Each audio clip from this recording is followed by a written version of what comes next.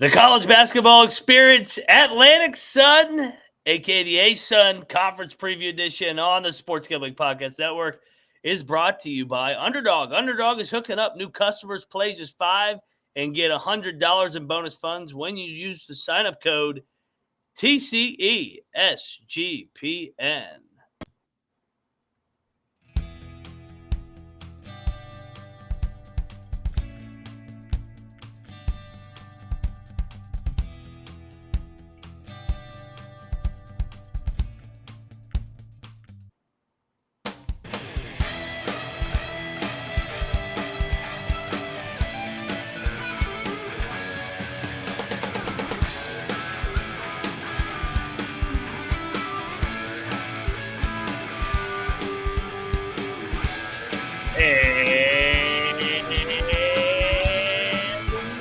Welcome, everybody, into the college basketball experience. Welcome back to the college basketball experience.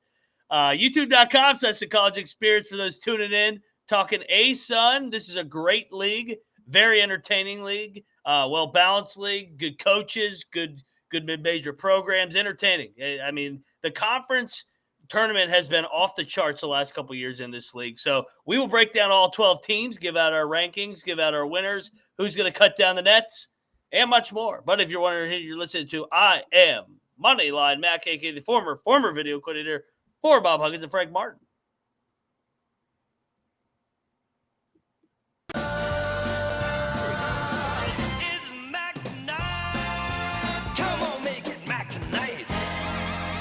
Everything's operating like a Monday over here. A little step slow over here. The music's not working. Slides are all over the place. Notes are all over the place, but it's all good. We're here. We're live, and college hoops 5 weeks away. The Missouri Valley got kicked off today with Media Day, so we are in the season, baby.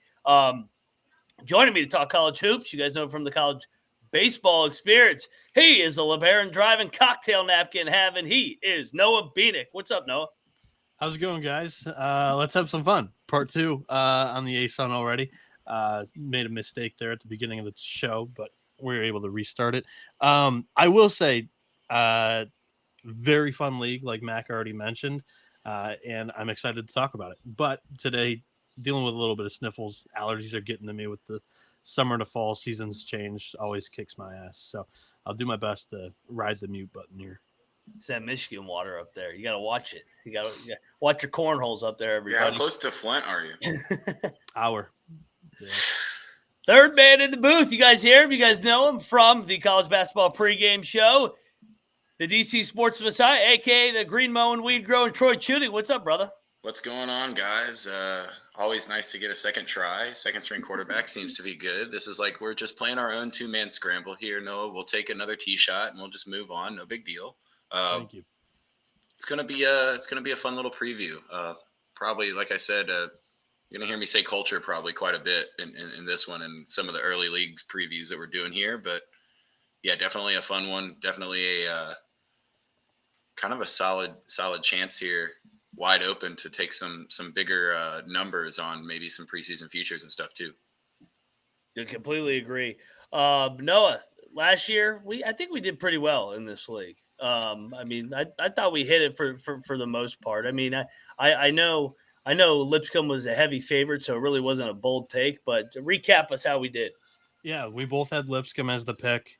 They were a team that I really liked. I had a couple of buddies that always kind of hit me up in college basketball preseason. What's your favorite mid-major for the year? What's the team that we should be rooting for to make it into March that you think might be dangerous? And I said Lipscomb just because of how much talent was in their backcourt, and Jacob Agnesevich as well. They were just fire from deep.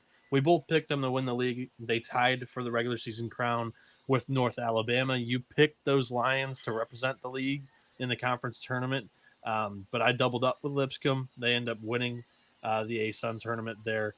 I believe you mentioned to me last year in the show that the one seed in the ASUN never wins it. They were able to pull it out. Our sleepers were pretty good. Queens and Jacksonville. Queens, you had they finished 11-7, which I think was much better than I thought they were going to, be. We thought they would be middle of the pack. You predicted them to come in the top 4 of the standings there.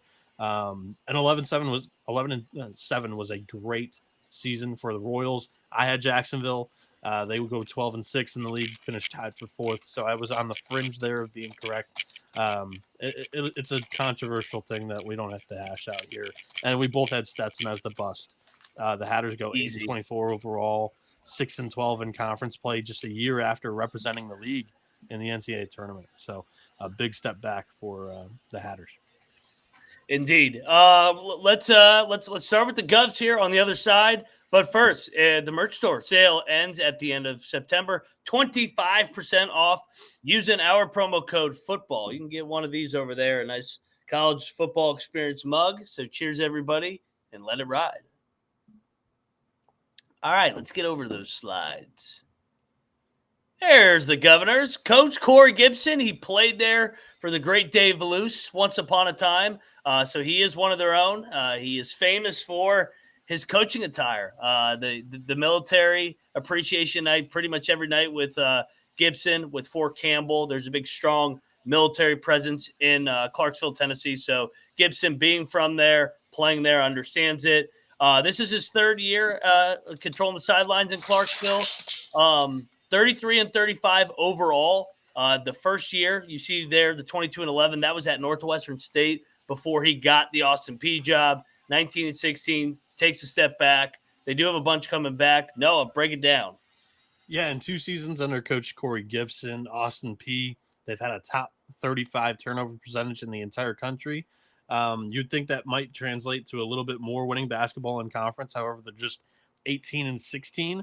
And that's kind of evident because the Govs just haven't been able to establish an inside game. They've been pretty good from the outside, though.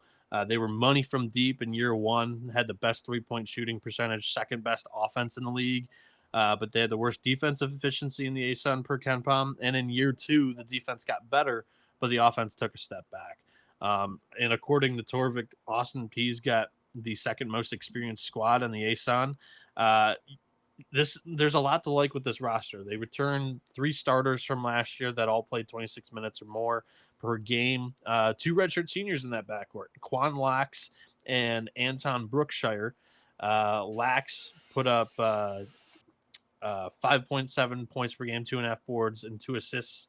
And then Brookshire shot 34.5%, almost 5 threes per game, and had 8.5 points per game, 2.5 assists per game. And the other guy that returns is Tate McCubbin, a sophomore this year after playing 26.5 minutes per game his freshman year, averaged 10.5, 4.5, and shot 39% from 3 as a 6'8", 4. So really good piece there for Austin Peay.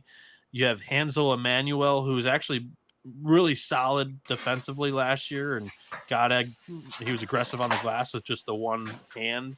But huge piece for this Austin Peay squad. I think he followed Gipson from Northwestern State, if I remember correctly. Then Matt Enright is a D2 transfer from Missouri St. Louis. Creighton Moorish is a transfer from Sioux Falls Division II school there. Rashad Marshall is a 6'8" junior forward from Arkansas State.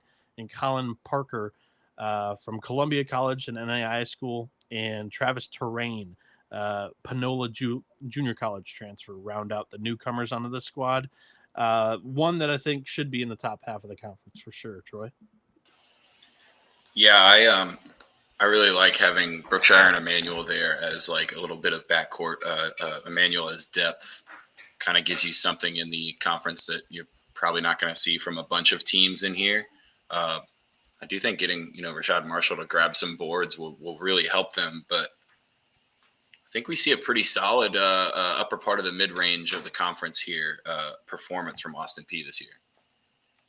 I agree with both of you. I will have the team in the top half. We'll see if Gipson can get it closer to what it was in year 1, and maybe even jump in and win 20 games potentially. They did win a bye game last year at Butler, so they have been no stranger to pulling some of these big upsets. Thad Mata donated a few bye games last year. Oh yeah, he's done that in his second tenure a lot at Butler. A new man on the sideline at Bellarmine, aka Bellarmine, as Colby loves to say. So Bellarmine, his old man was the head coach there for God knows, I think 30 years. Something like that. Yeah, it's so Davenport, the young Davenport, the new head coach now in year one. This will be what, his 11th year in the program. He played there from 2006 to 2010. So I would imagine more of the same here with Scott Davenport retiring and now Doug taking over. I mean, this has been their program for the last 2+ decades. So more of a lot of sharp cuts in the Bellarmine brand of basketball.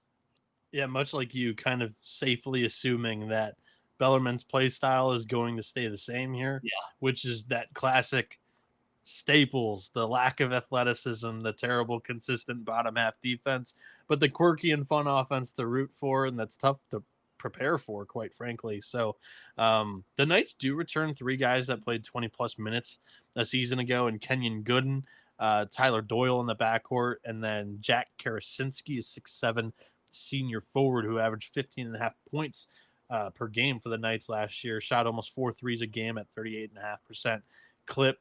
Big piece for Bellarmine there. They have a couple of transfers coming in. Donovan Hunter, a 6'8" junior forward from Kent State who didn't get a whole lot of burn with the Golden Flashes last year. Michael Wilson is a D2 transfer from North Greenville who put up 18 points per game, 6.5 boards, shot at 36.5% from 3, 43% from the floor. Brian Waddell is a Purdue transfer that didn't play a whole lot there. And a D3 transfer from UW Stevens Point, Darius Bolden, a 5th-year senior who played 30 minutes a game. He's just kind of going to be more of a role player, but that rounds out a lot of their incoming transfers. It's a big freshman class as well, with Doug Davenport being able to sustain some recruiting there. So good to see that Bellarmine didn't completely, kind of turn over, and that there is some stability here for the Knights. And I think that provides them a good floor that they should be around the middle of the pack in the ASUN this season. Yeah, the Brian Waddell transfer, if he can stay healthy, I think that this kind of helps the fact that we know that their defense is not, their defense is white, so it's not going to be the most, athletic and strong. But again, you get Gooden and Doyle, that backcourt experience, and especially transitioning coaches, even though we were pretty much guaranteed to see the same play style. It's nice to have those guys that can operate the team the way that you want them to. But yeah, this hinges, if Brian Waddell can make a bigger difference, I kind of see them jumping up a little bit compared to last year. But like you said, that could raise their floor pretty high. They, from a returning production, they're at the top part of it in returning minutes. Then actually the first 2 teams, Austin Peay and Bellarmine, are the top 2. So yeah, the advanced metrics like Bellarmine, they must like the white guys here to take a little bit of a step. Well, who do you think is the one creating the formula? the Bellarmine alumni here, baby. So it's a new coach in terms of manning the sideline. First time, Doug Davenport will have to call timeouts, draw plays, and run his program his way. But you would imagine Scott's still going to have his handprints all over this program. So I think that they'll make a little bit of a jump here compared to the last couple of years where they've struggled. Yeah, especially I think that this league may be just a bit down compared to years past. And I think that's going to help out the Knights because, like you mentioned, it's not a lot, but it is some of the most returning production you're going to see in this league. Indeed. All right, let's go over Central Arkansas. Year 1 of the John Shulman era ended at 9-24. But Shulman has won wherever he's been. He was good at Alabama, Huntsville. He was good at Chattanooga as well. He went to multiple NCAA tournaments, and he advanced at Alabama, Huntsville to multiple Division II Sweet 16. So Shulman, veteran coach here. I kind of think that they'll take a step here just because he got year 1 out of the way, got his culture in place. They don't have the most returning production, but I do think they will be a little bit improved. Noah, what do you think of these Bears? Yeah, there were a lot of new coaches last year that came from either the D2 ranks, the JUCO, or NAI division levels that I kind of liked. And I went back to some of my notes on Coach John Shulman, and he had a 112-39 record with that D2 Alabama Huntsville program. He reached 2 Elite Eights, but in year one here with Central Arkansas, kind of struggled to establish a little bit of an identity other than operating at just a slow pace, which just made games kind of, I don't know, less exciting to watch in a normally exciting ASUN. The offense and defense finished in the basement of Ken Palm efficiency categories, and Central Arkansas's roster is basically completely turned over outside of Cole McCormick, who is the lone returning starter here. But a unique story as well is Cameron Hunter. He's a boomerang transfer. He had a cup of coffee with Wisconsin last year, was injured for 2023-24, or was injured for 2023-24. 2022-2023 is the year that he played last, like a full season with a good consistent role, and that was with the Central Arkansas Bears. He averaged 17, 5, and 4 with 1.5 steals per game. He's back in Conway, and this should be this year's starting point guard. I think he's going to help the offense out quite a bit. And with that said, UCA has by far the least experienced roster per Torvik. So they're going to rely a lot on Cam Hunter and Cole McCormick. Rashad Bolden is a D2 transfer from Mississippi College who started his college career at McNeese State. This is a piece that I really like. He's a 6-foot senior guard who played 38 minutes a game last year, 25 points per game, 4.5 boards, 4.5 assists, shot at 40% from deep.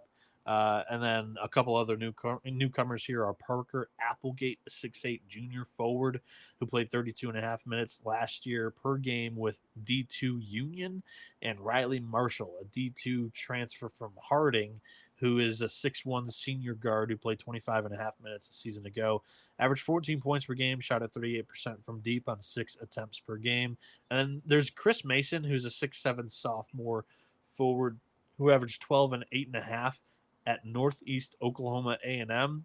I'm not quite sure what to expect from this guy. Like, if you can picture kind of, I don't want to, like one of those bigger forwards that we love. He's got a little extra weight to him, but he put up good numbers at his JUCO last year. So this could be a fun name to remember throughout the year at Central Arkansas. Yeah, this one, I don't know if I feel as confident as some of the chat and Mac and this team taking necessarily a definite step forward or something like that. But Cam Hunter being back means I'm probably going to roll some pretty good underdog props on him throughout the year. Outside of that, I couldn't really tell you too much about this other than Torvik predicts them to have a really bad defense. So not quite as high on them, I think, as Moneyline Mac.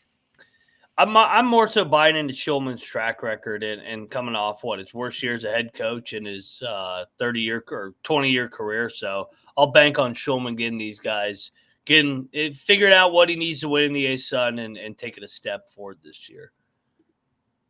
All right, let's go over to the next team, and that's the EKU Colonels, baby. A.W. Hamilton doing a great job, former guest on the show.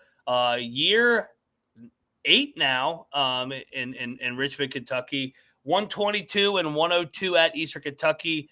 He was 237 and 22 at Hargrave Military Academy. So that's where his 359 wins comes from.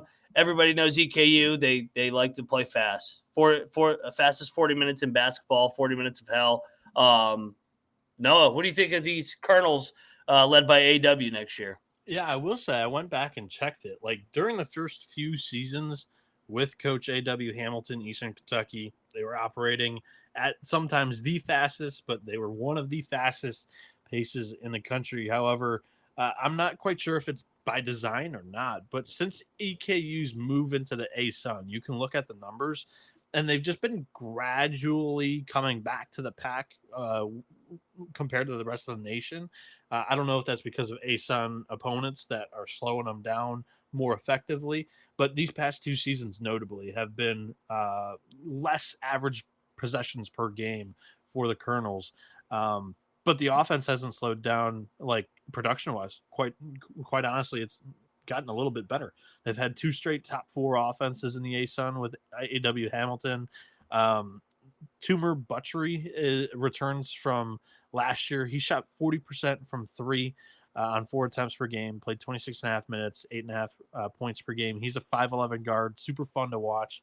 They also get Amar Knox, who's a 6'3 senior guard who transfers in from Alabama State to kind of round out that backcourt. I think it's going to be a really good backcourt. Knox last year averaged 14.5 points per game, 2.5 assists, 1.5 steals per game. You also have Montavious Myrick returning. He's a graduate senior who's a 6'8 forward, played 24 minutes a game last year, averaged 7 and 8 on 65% shooting. They're excited about Tyler Jackson. Landed a good freshman, rated inside the top 150 according to 247. So, there's some exciting pieces here. Once again, for EKU, they do lose quite a bit, just like everybody else in this conference. But if you're looking to bet on culture, coaching, A.W. Hamilton's a great place to start. Yeah, this A.W. Hamilton just finds a way to win conference games. 3 straight years? Yes. Yeah, that's pretty crazy. Lovemere Knox, they get Cranford from St. Francis.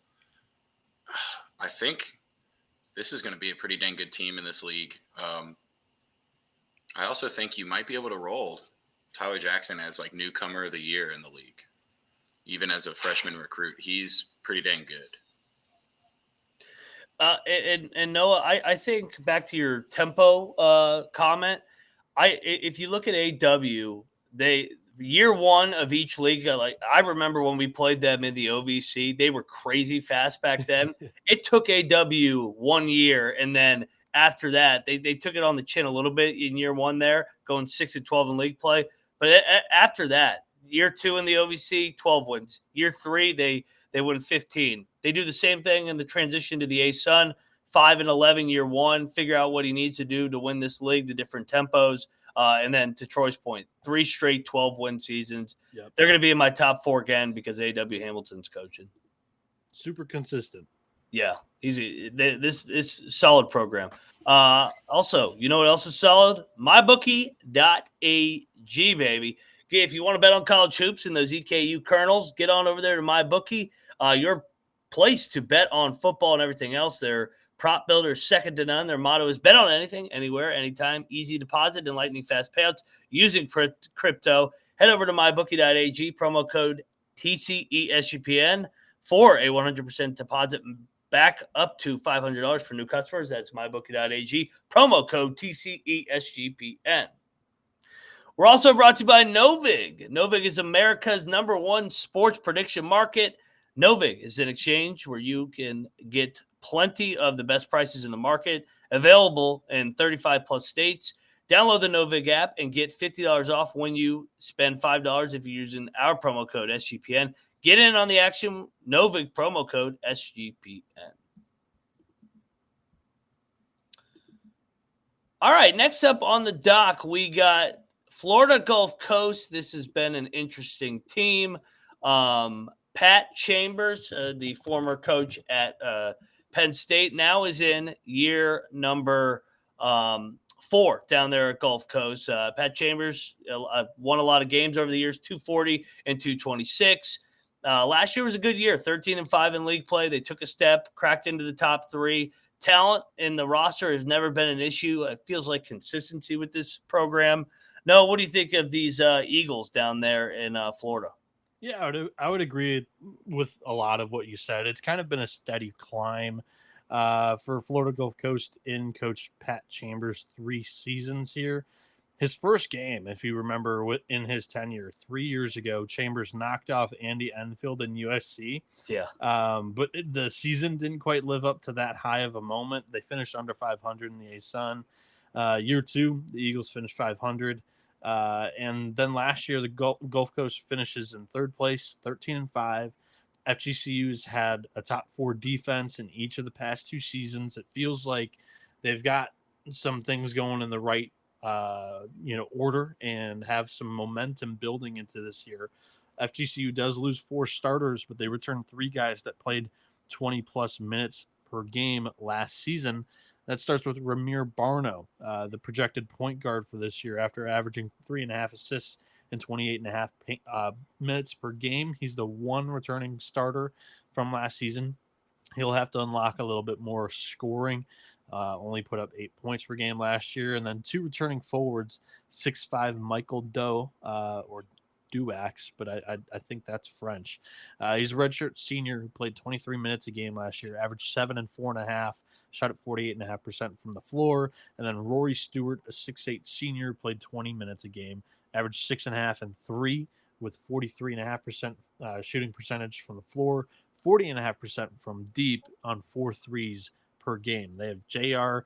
Konechny, transfer from Notre Dame, coming in. He's a 6'6" senior guard who played 16 minutes a game for the Fighting Irish when he saw the floor. Isaiah Malone is a St. Francis NAIA transfer. He played 28.5 minutes a game last year, 16 points per game, 7.5 boards, shot at 67% from the field, 52.5% from 3 on a limited sample size. And George Washington III, former Michigan guard. Last year he transferred to Richmond, still didn't really get on the floor for the Spiders. So one of the more coveted pieces in a Juwan Howard recruiting class not too long ago, GW3, is now with FGCU. But overall, I like the momentum that Pat Chambers has in this program. I think they're going to be contending for a title this year. The size on this roster is something that you got to like, and I do love that if you're going to return only one starter from last year, let it be your point guard and give them a little bit more reign to have control of the offense. So I like the Eagles this year. Now, the one note that I had too is how the fuck do you pronounce Duax or Duo or whatever you wanted to say? Yeah. But listed along that is, you get Barno, you got Konechny or whatever. But that's got to be what I think is the best backcourt in this league. It all kind of comes down to Isaiah Malone. If he can play anywhere near what he has, even if he can take a little bit of a step forward, I think that raises their ceiling way, way, way high.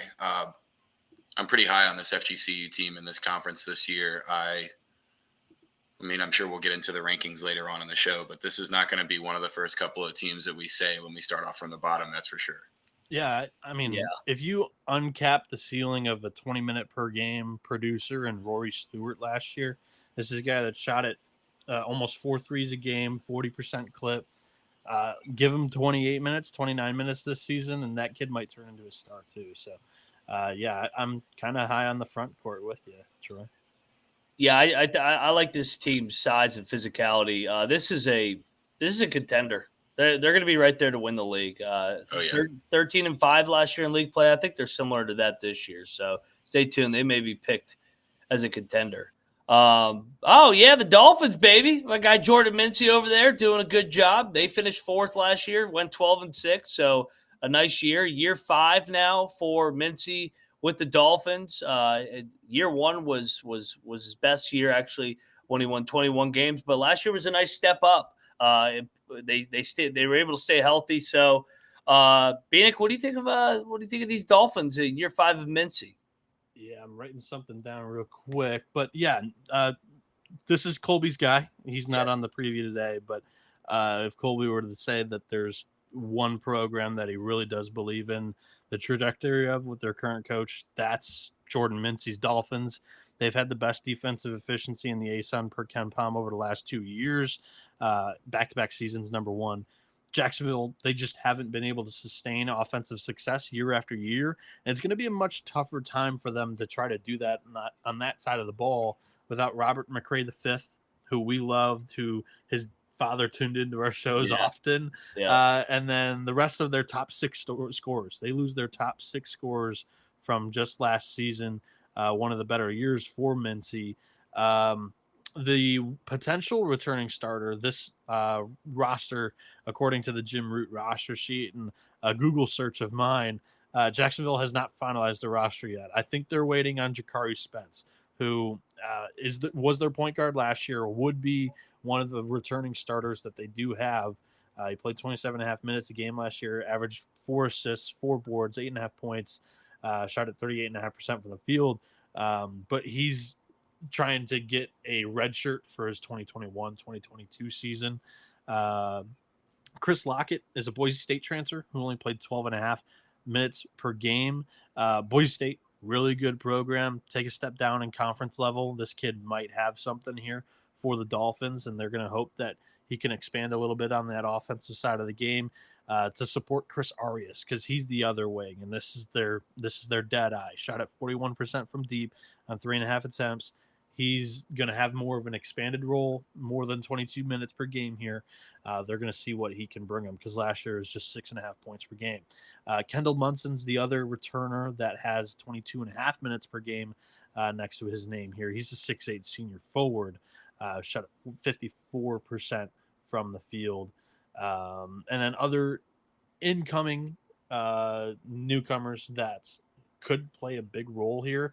Jalen Jones may end up being the starting point guard if Jakari Spence isn't on the roster. Jalen Jones is an Oakland transfer who didn't have a steady role with Greg Campy and the ever-changing starting five that they had last year, which was kind of crazy. Jalen Jones played 22 minutes a game last year, averaged 3 assists per game. Not much of a score. And then Alan Udamadu is a Missouri State transfer who only played 6 minutes a game, but he's a 6'10 forward that might have a big role on this team too. Charles Caporaso is the other newcomer who comes in from Coffeyville Junior College. Jacksonville, I think they have a pretty high floor because of the defensive consistency. And in this league, being able to slow a couple of these offensive powerhouses, maybe a little too strong of a word, but a lot of offense first programs. Jacksonville is a nice joker card to have in the deck that is tough to prepare for on the, was it Thursday, Saturday, or the Friday, Sunday league. Tough turnaround for sure, though, after we've seen Jacksonville have a couple of good years in a row here. First of all, we got to shout out Kramer right now. I'm pretty sure Darren Waller just got first TD, which is one of the most hilarious calls. Yeah.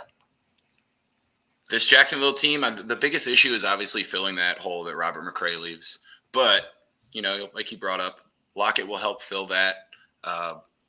They do have the culture that is, you know, you'll be able to beat some of the bottom teams because you actually play pretty good defense. But this is another one. I think you've got a chance on like a freshman of the year here. Hayden Wood, 6'6" incoming freshman from Harbor High School in Arkansas. I like his game, kind of an oversized guard for this league. So I think you've got a chance with that freshman kind of showing up, especially early in the year. If they put some projections up for him, we're going to jump on those. I think the Dolphins are probably middle of the pack. Like you said, they don't have as much returning this year compared to last year, but I trust Mincy for them to be chippy as a dog here in some spots in ASUN play. All right, let's go over new man running Lipscomb. Coach Acuff goes down to Sanford after Buckyball gets an A&M job. Kevin Carroll comes over from Trevecca, which is a school located in Nashville. He worked at Lipscomb, I think. I think he was an assistant for 3 years, is what I was just seeing. Of course, my notes disappeared. He was at Lipscomb from 19 to 23. So he's familiar with this program. He won at Trevecca, which put him in position to get this Lipscomb job.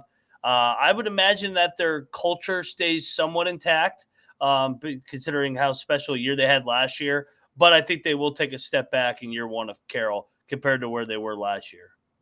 Yeah, I'm a little bit nervous of how low this floor could potentially be, because Kevin Carroll at Trevecca Nazarene, a D2 school in the GMAC, which is my backyard, it wasn't like next level good, like exponentially, like this is a guy that needs to be a D1 coach immediately. This is more of a hire to try to keep it somewhat congruent and have a little bit of familiarity for a lot of this roster, as it was able to relatively stick together. They've got a couple of seniors that I'll talk about that will go for one more run with the Bisons.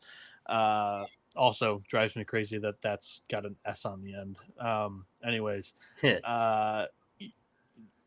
so Kevin Carroll brings over his point guard from Trevecca Nazarene, and that's Mateo Esmeraldo. With the Trojans, Esmeraldo averaged a whopping 7 assists per game while putting up 12 points per game with a 51% field goal percentage. The other D2 transfers that Carroll's going to bring in from, you would like to think that he's pretty familiar with the D2 ranks and some guys that he's played that he's going to take to D1 with them. That would be a couple of sharpshooters from deep. Ethan Duncan, who averaged 16 points per game on 41% from 3, and then Cole Middleton, 14.5 points per game on 37% from deep. Those shooters are surrounded by a couple of seniors that are trying to finish out their career with Lipscomb, that being Miles White, Grant Asman, and Charlie Williams, all of whom didn't play more than 17 minutes a game. Asman and Williams entered the portal, but they do come back to Lipscomb. So I like the D2 gambles in the backcourt, surrounded by some seniors in the front court. There's some ingredients for this team to be pretty feisty, but Kevin Carroll obviously hasn't done it on the sideline in a Division I game. This hire seemed more a little more risky to me, that I'm not quite all the way bought in on. Troy, how do you feel?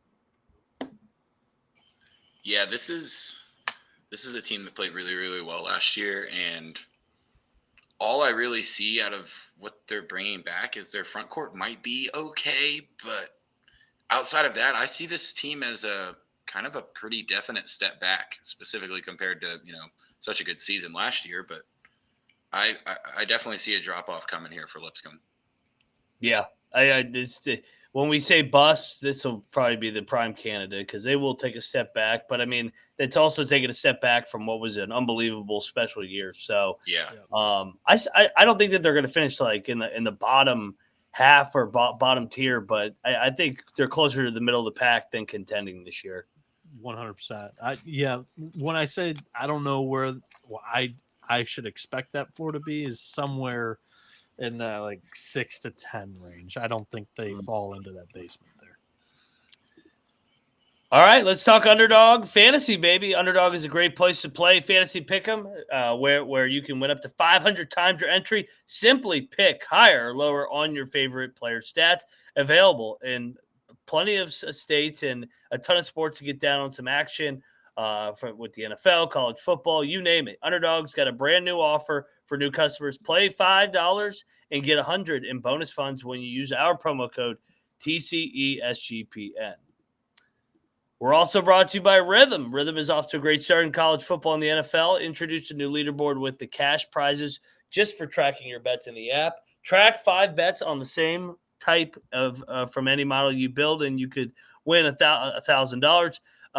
Use our promo code SGPN25 when you download the Rhythm app for 25% off your first month. Download the Rhythm and use our promo code SGPN25. All right, next up on the board. Oh, yeah, baby. Tony Pujol, head coach of the North Alabama Lions, friend of the program. He came on our coaches tour last year. Year 8 now down there in Florence, Alabama.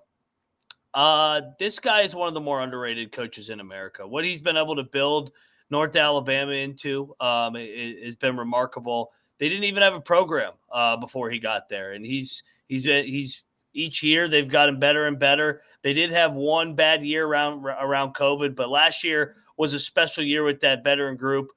24 wins, 14-4, share the regular season title. If Lipscomb wasn't damn good, they would have won the conference tournament. But Pujol is a legend down there in Florence, and we know what we're getting with them. They're going to be well coached, and they're going to play hard. Yeah, like you mentioned, last season, the best team that they had put together. It had been kind of a slow and steady climb for Coach Pujol at North Alabama, but last year they had a top 3 rated offense and defense, and man, was that backcourt with Jakari Lane special. In total, 4 starters do depart, but North Alabama also has 3 guys that returned from last season that played more than 20 minutes per game. Those being Dallas Howell, who played 24.5 minutes a game, averaged 11.5 points per game, shot at 35% from 3 on 6.5 attempts per game. And then also Cornelius Williams, a 6'9" forward who played 30 minutes a game, averaged 9-9 with a 63.5% percentage from the field. Dante Backus is the last one. Played 20 minutes per game, 8.5 points per game, 4 boards, shot at 54% from the field, 46.5% from 3. Those guys are going to be supported by Cannon Jefferson, who's going to take a big step up in roles on this team. He's a 6'2" guard who only played 15.5 minutes per game last year, and a couple of JUCO transfers. Cater Bodie, who comes in from Bishop State. He was ranked the 15th best JUCO transfer portal player. Put up 21.5 points per game, 6.5 rebounds, 3 assists. And then DeAndreon Washington, who's a 6'7" junior forward who at Coastal Alabama, 16 points per game, 8.5 rebounds per game there. And then we've got a pretty sizable freshman class that could be a little bit of a grab bag for the Lions. But overall, front court's got some experience and some returning starters that you have to love. And there's some JUCO gambles in the backcourt here. Yeah, and I think the JUCO gambles are kind of ballers. I love Bodie's game. Washington should really, really raise their floor. I believe in Williams and Backus up front too. I got to side with Mr. Jalapeno. I think this is a team that's worth betting to win the league. The best thing that Tony Pujol does is his teams take care of the fucking basketball. They do not turn the ball over. And in a league like this, you can win 3 extra games by simply turning the ball over 2 or 3 less times. That always seems to apply to this North Alabama team. I love them. Loved them in D2. They were kind of I've got my Florida Southern shirt on, but we ended up playing them quite a bit in some D2 playoffs. And Pujol comes from the Frank Martin tree down there, the Cuban population in Miami. Pujol is a Miami guy as well, and started the high school ranks and worked his way up. And those guys just run tough programs. So I'm with you guys. I don't think I know that they do lose a lot. That backcourt was awesome last year, led by Lane. But I trust the culture of this program to stay competitive and still compete for the league championship again. Sign me up for some Austin Peay North Alabama games this year. Oh, dude, they hate each other. It's chippy between Gipson and they're both going to be competing for a title, I think. Yeah, could be. Yeah, and there was no love loss between those two last year. North Alabama beat their ass 3 straight times. It was great. Bobby Kennan from North Florida here. So Driscoll does step down. This was weird, right? Yeah, I mean, Driscoll's an old school guy. So I know that he's not – we had him on the show as well. He is not the biggest fan of this new portal NIL era. So takes a step down. But, I mean, Kennan's been with – He's the associate head coach at Kansas State right now too.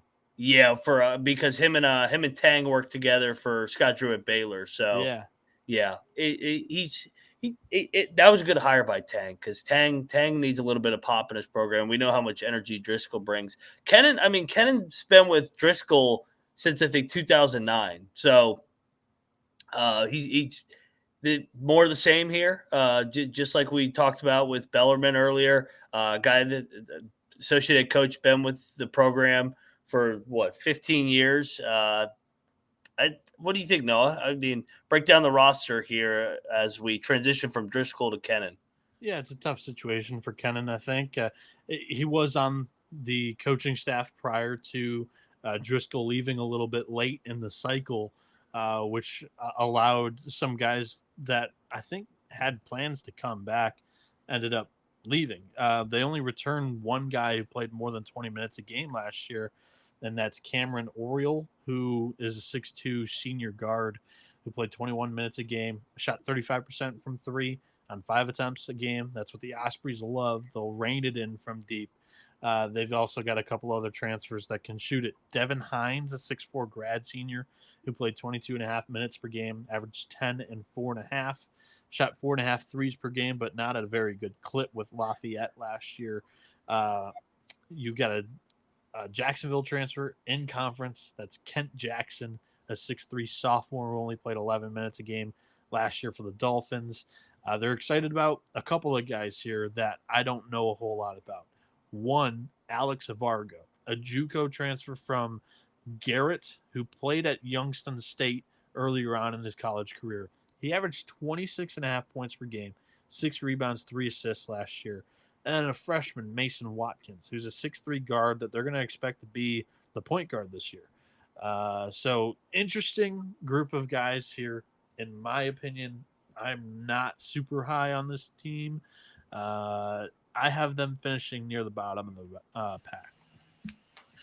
Yeah, the only notes that I had on this team was they weren't that great last year, and everybody transferred out.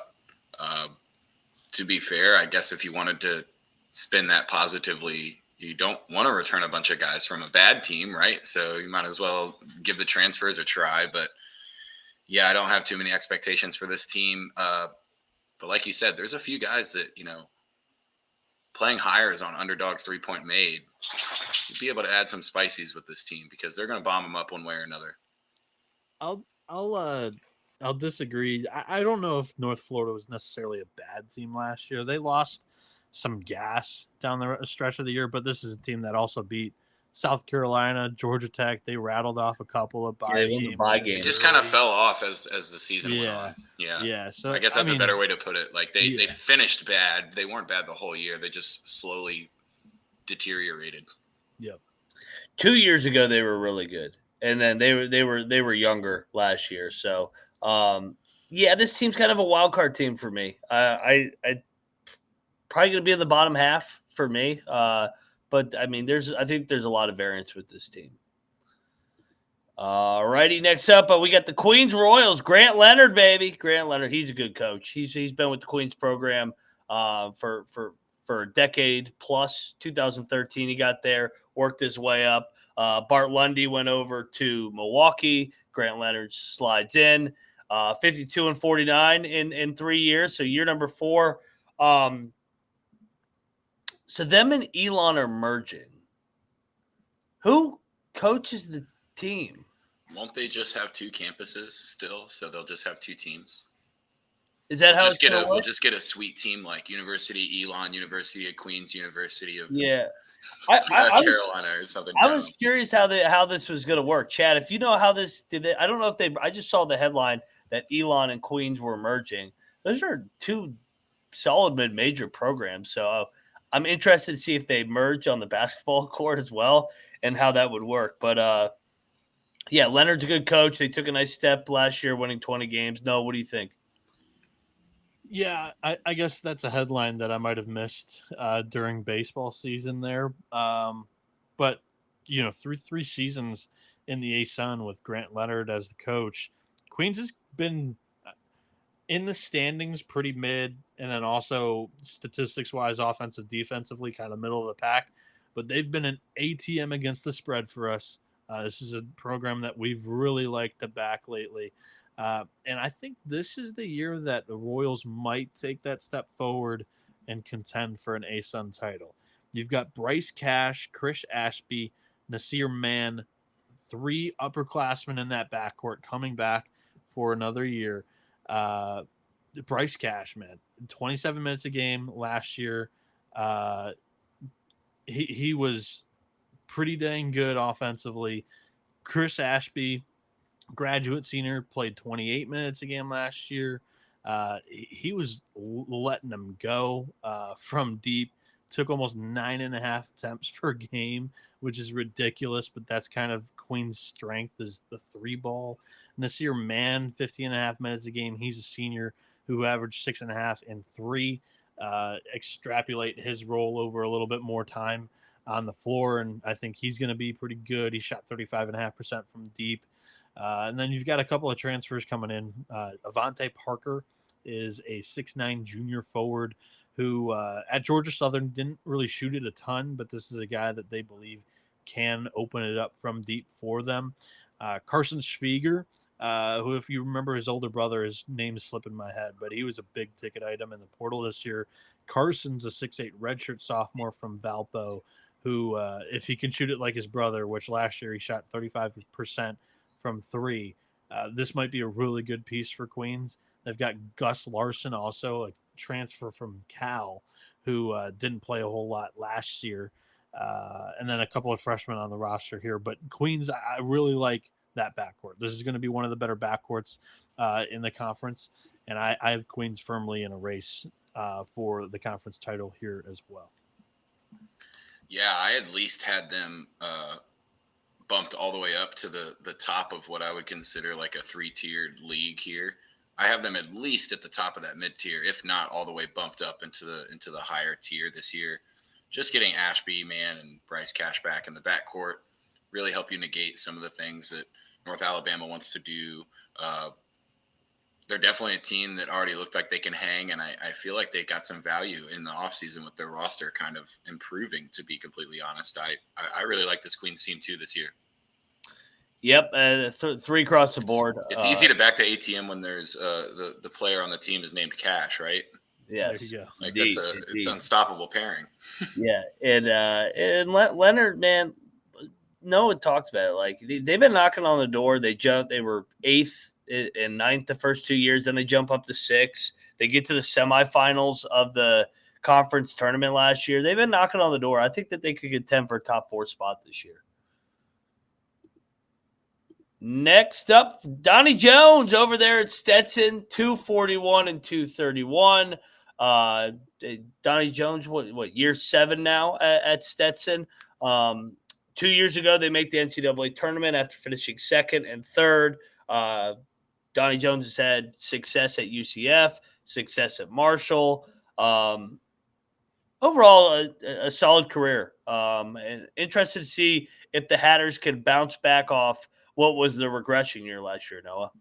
Yeah, I was kind of stunned at just how low their floor was for last year. I wouldn't have predicted it to be that far. Like, standings wise, they kind of landed 9th where we were kind of predicting them, but 8 and 24 overall was rough. And this team at times was not very competitive, getting blown out in their losses. How much you like this team is going to depend on how much you like some of their NAIA transfer portal gambles. That's Calvin Sermons, who played 33.5 minutes a game last year at NAIA Kaiser, but he's a 5'8" point guard who shot it 36.5% from 3. That was a lot of his game. Averaged 15.5 points per game, 6.5 assists. I think he's going to have to step into more of a distribution role with Stetson, because if he's not Marquise Noel, he might struggle in this league, because I feel like there's a lot of size on some of these rosters. Jake Johnson is the other NAI transfer from Indiana University East. And he's a 6'5" senior guard who averaged almost 20 points per game, 5.5 boards, 3 assists, shot at 49% from the field, 42% from 3. I think he's a really good wing piece that if all you're asking him to do is shoot, I think he'll be able to step up for you. Those two in the backcourt, those NAI transfers, are surrounded by Jamie Phillips, the freshman last year, played 30 minutes a game, averaged 11 points, 4 boards, 37% from deep on 2.5 attempts per game, and 45% from the field. I think he's going to be a massive contributor for this team this year. And then Jordan Wood, he's a 6'10" returning forward who played 27 minutes a game last year, averaged 12 points, 4 boards, 1.5 assists per game, shot at 37.5% from 3 on 5 attempts, and 45% from the field. I think if you've got Phillips and Wood at least maintaining their production from last year or taking a step up, and they can help along the newcomers, those 2 NAI guys, and then Matar Diop from Loyola Marymount and Colin Cool from Georgia Southern, this team shouldn't be a bottom half team. But with how low they fell last year, Defensively, one of the worst in the conference. Offensively, 10th in the conference. I'm not quite sure I'm ready to jump on the tracks in front of that train with Donnie Jones again. I'm kind of in wait and see mode with this Stetson roster. There are some pieces and some outlooks that I feel like I really like, but I'm going to try to land right in the middle of that. So I think they're bottom half for me, like 7th or 8th. Yeah, their issues seem to stem last year from their squad being so young, and they've got yet again another kind of young squad. Their defense was bad last year. They're predicted to be about as bad this year, Torvik-wise. The only real gambling angle I see on this team is taking Vargo point props early before people figure out that he can score at will, and that scoring kind of has become one of the easier translatable parts of the game in college basketball now. Just, we favor the offense a little bit, and it's kind of really the only bright spot that I see. I've got them in the bottom tier personally. I think I'm probably with you, Troy, on them being a bottom tier team. Just don't play defense. Yeah, a lot of unknowns, and they're young again. So yeah, I don't think they're going to be 8-24 bad like last year, but I think maybe split the difference between that first record on the screen, 17-14 and 8-24. I don't think they're going to come close to 20 wins, but they'll get back into double-digit wins because Jones is just a proven coach. Final team, the West Georgia Wolves, baby. Dave Moore, year number 8. Last year was their first year in Division I. They went 6-25. They were really good at the Division II level the last couple of years, as you can see, 27-6, 21-10. They took another chin though last year in the transition. Do we see a little bit of a step here, Noah, or is it more the same with these struggles? Yeah, this was another program that I really did like when I was talking about coaches that have been hired from D2 or NAI or junior college. And then this one necessarily wasn't a hire, but they had really good success in the Division II level for West Georgia. And they've got quite a bit returning. I think I like this most when you're talking about returning production. You got Shelton Williams Dryden, who last year 17.5 points, 7.5 boards, 1.5 steals, 1.5 steals per game, 1.5 assists per game. When you're talking about guys that just stuffed the stat sheet in almost every way, this was one of them, and he's one of the better returners in this league. You also have Colton Griffin, who played 30 minutes a game last year, averaged 9 and 4.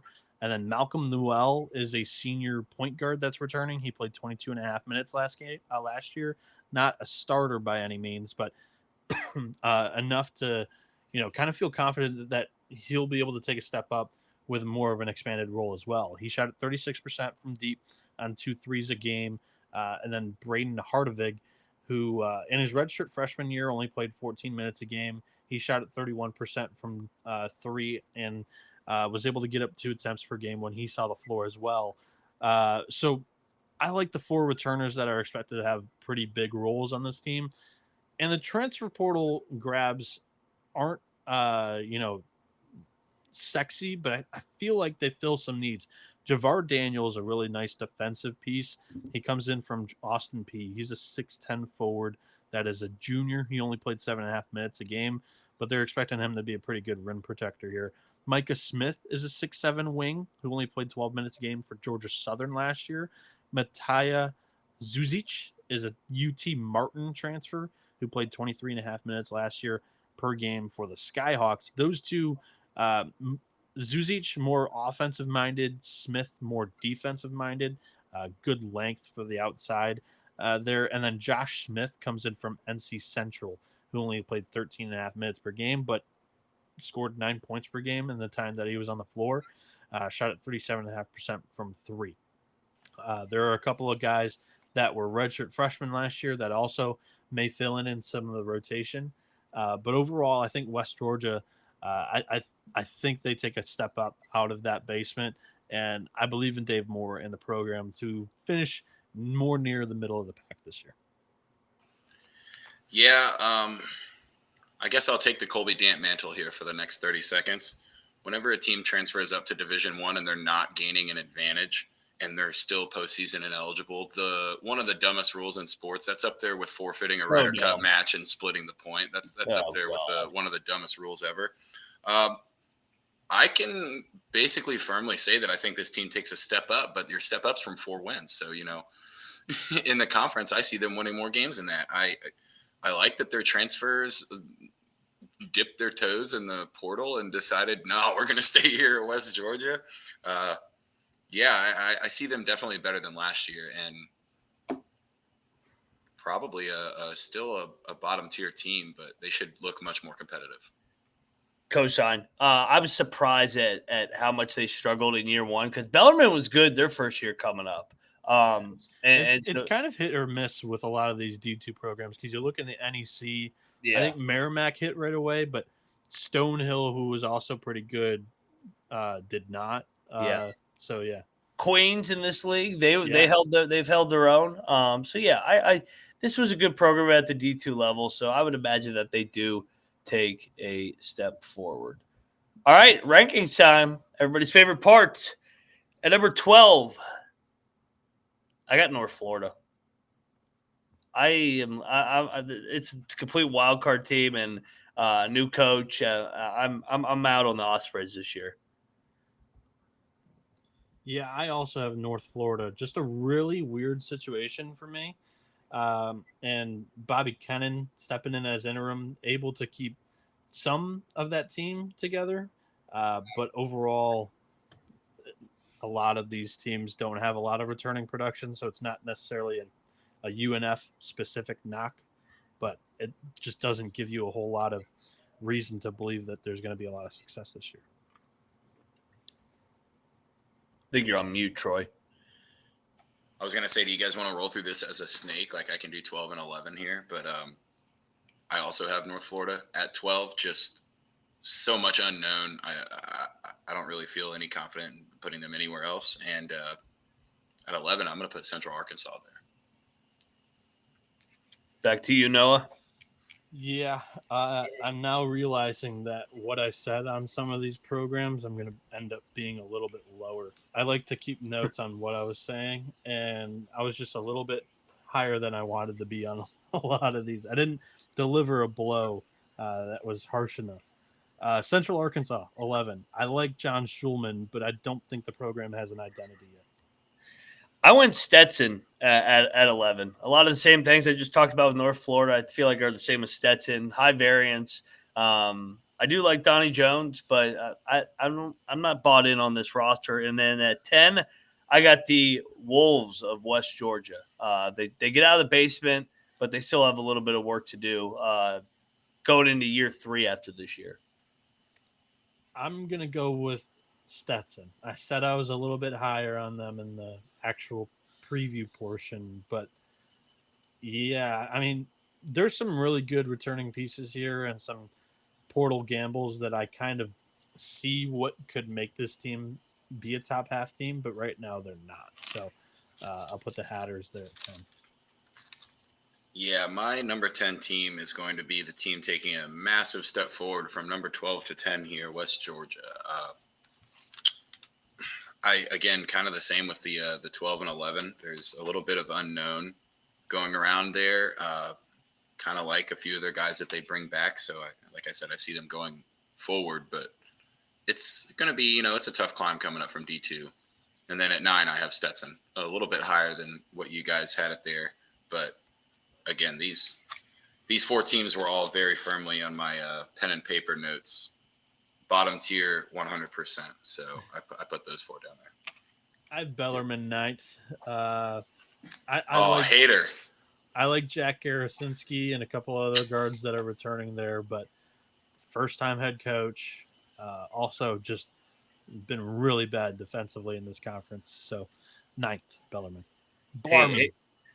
Hating on the staples. At 9, I got Central Arkansas. So Shulman takes a step out of the basement into 9th, proven coach. I think they take a little bit of a step this year.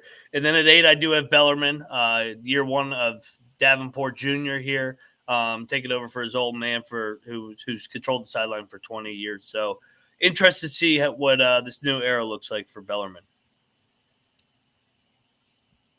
I am going to go with West Georgia here. Love the returning production in a league that doesn't have a whole lot of it, especially with Sheldon Williams-Dryden. They were a really good D2 program. There's some reason to be a little bit bullish and believe in a coach that's been there, done that, compared to a couple others that haven't had some recent success. Yeah, 8 is where I have Bellarmine. This is where my mid-tier personally starts. I do see them a little bit better than what's predicted and where they were last year. And I love my white staples, man. You don't have to dribble the basketball to play basketball. You can just pass it. It moves fast. Everybody teaches you that when you're 10 years old. You can't ever run as fast with the ball as you can pass it. And those Bellarmine white boys take that shit to heart. So you got to love it. Always entertaining to watch. And then above that, I've got Jacksonville.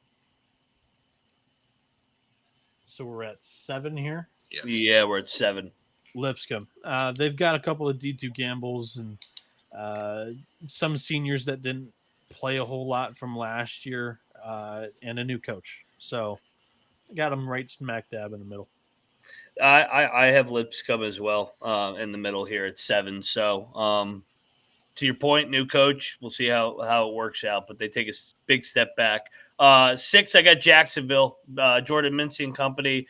They are missing, or they did lose a good amount from that 20-win team last year, but I do like the Dolphins in 25-26 to be chippy, man. We know what we get with the Dolphins. They'll play hard. Yeah, I've got Jacksonville there as well at 6. Jordan Mincy, solid defensive foundation, high floor. So I got him in the top half.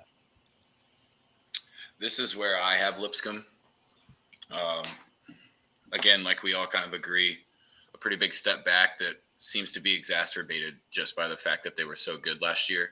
They're still going to be a mid-tier team. I see, just not that super high quality team.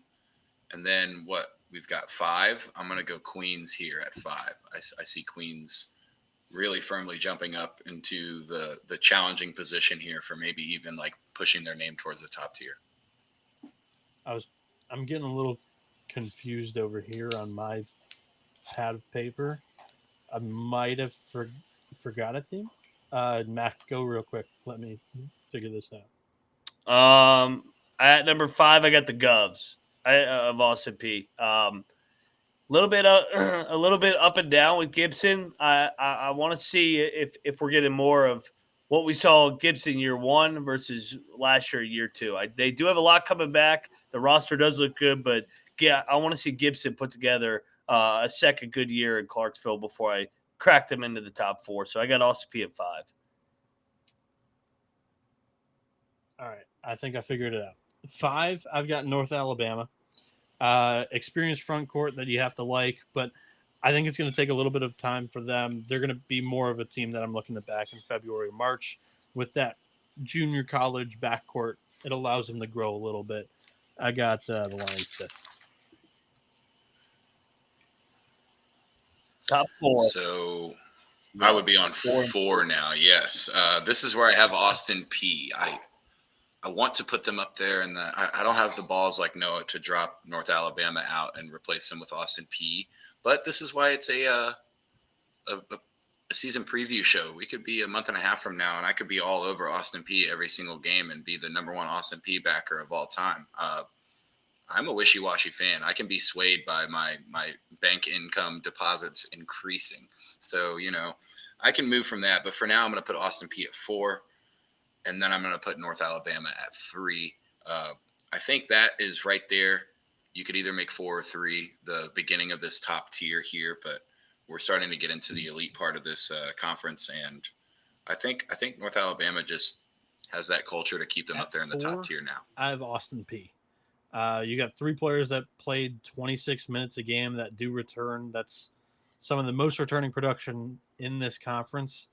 I think the Govs have a really good ceiling here. But there's some coaches and programs that I trust a little bit more. At 3, because Troy also named us 3, I'm going to go Queens. I think they've got a really good backcourt. This program can really rein in the threes. And they've taking steps up each and every year. I got them finishing third, and I think that means that you guys have them higher than me, but I'm still relatively high on the Royals. I got the Royals. I got the Royals at 4. Grant Leonard and company. I trust that they're going to take another step, jump into that top 4 finally. I got my Lions at 3. North Alabama. I know they lose a lot, but I think they're going to contend, be there till the very end. Just because Pool Hole, we know we're getting tough program. So I got them finishing in the top 3 again. So what do you guys have left? 1 and 2. Okay, I've only got 2 teams left. And I had Queens at 5, by the way, Noah. So we've got like maybe a little 5, bit more a 4, and a 3 for Queens. So my apologies. Oh, it's okay. I was just saying that seems pretty consistent for them to be pushing much, taking their step forward. That's one we might have to look into the season total. Do we all have EKU in Gulf Coast 1-2, or in whichever order? All right, Noah, what's your order? I got Gulf Coast winning it. I think that, Pat Chambers, I think this is the year. He's had also that guy, like I was mentioning with Queens, every year it's gotten a little bit better. And I like the returning production. You got Ramir Burno and Rory Stewart. And I like the trajectory of the Eagles. And I think Chambers is the next coach to get them to where they want to be, and that's the NCAA tournament. We'll see what happens this March. Troy, how about you? I've got the same order. I've got EKU at 2. I love the culture. I love the fact that they just continue to find ways to win conference games. But I tend to go for my higher ceilings than my higher floors, and I feel like FGCU has a couple of guys that, if they even take a half a step forward, it feels like their ceiling is high enough to easily win this league, to be honest. I think it's probably worth going tournament regular season together too. I have them flipped. I got AW Hamilton and EKU winning their second regular season title in 3 years. This may come down to a tiebreaker, man. Last year this league was tight all the way to the very end with Lipscomb and North Alabama. I see it played out the same way. So give me EKU 1, Gulf Coast 2. Noah, what's next? Sleeper or bust? Yeah, let's do sleeper. So we're trying to predict a team that will finish in the top 4 this year that didn't finish in the top 4 last year. So do we want to count that tie for 4th last year, Mac? For who? Queens? So both EKU and Jacksonville finished tied for 4th last year. Yeah, we'll say that's top 4. Okay, so that's top 4. So last year, the top 4 was Lipscomb, North Alabama, Florida Gulf Coast, Eastern Kentucky, and Jacksonville. Pick a team that's not one of them to finish in this year's top 4. We're all going to pick the same team, right? Typically happens sometimes. I'm on Queens if crack that top 4. Grant Leonard, baby. Yeah, I have the Royals as well. And Troy, how about you?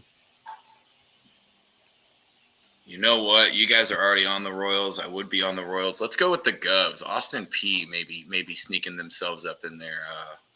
A bigger sleeper kind of further down the board last year. And then is Lipscomb everybody's bust here? Yeah, I mean, that's an easy one. Yeah. From first to the middle of the pack. First place, NCAA tournament appearance, and then, you lose your coach. So he takes a job that's a little bit higher up on the rung. Troy, how about you?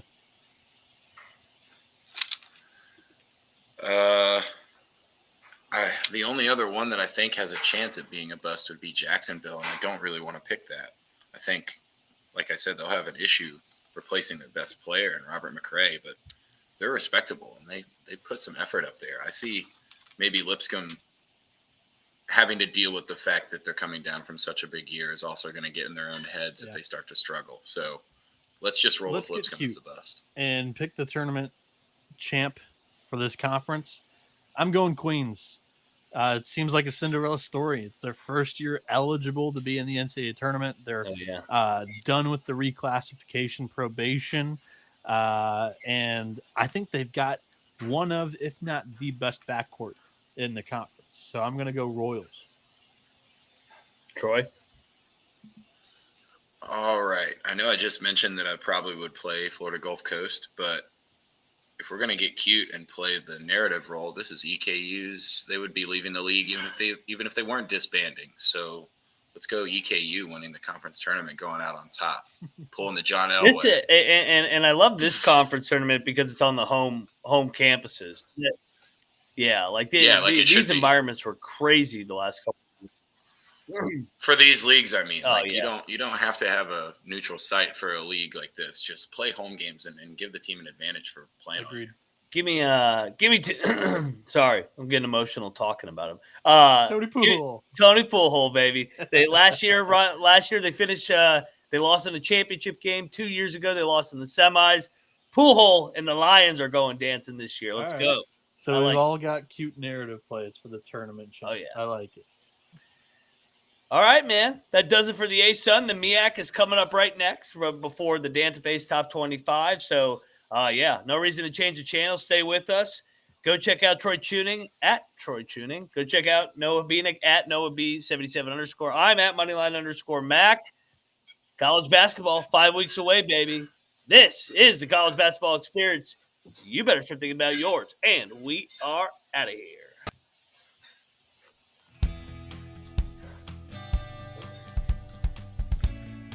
You could change your Twitter to Noah LaB. I know. I was thinking about it. Just Noah B, maybe Noah Baseball, maybe Noah Ball. We got to get you doing the little shorts that Colby was doing Ball from Miller, the LeBaron.